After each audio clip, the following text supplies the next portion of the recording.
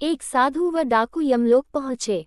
डाकू ने यमराज से दंड मांगा और साधु ने स्वर्ग की सुख सुविधाएं।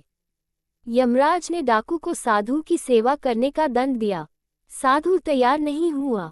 यम ने साधु से कहा, तुम्हारा तप अभी अधूरा है। मृत्यु के बाद एक साधु और एक डाकू साथ साथ यमराज के दरबार में पहुंचे। यमराज ने अपने बहीखातों में देखा और दोनों से कहा, यदि तुम दोनों अपने बारे में कुछ कहना चाहते हो तो कह सकते हो। डाकू अत्यंत विनम्र शब्दों में बोला, महाराज, मैंने जीवन भर पाप कर्म किए हैं। मैं बहुत बड़ा अपराधी हूँ, अतः आप जो दंड मेरे लिए तय करेंगे मुझे स्वीकार होगा। डाकू के चुप होते ही साधु बोला, महाराज, मैंने आजीवन तपस्या और भक्ति की है।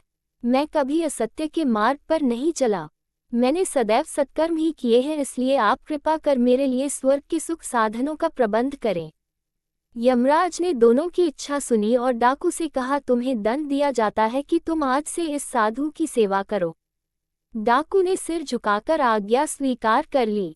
यमराज की यह आज्ञा सुनकर साधु ने आपत्ति करते हुए कहा, महाराज, इस पापी के स्पर्श से मैं अपवित्र हो जाऊंगा।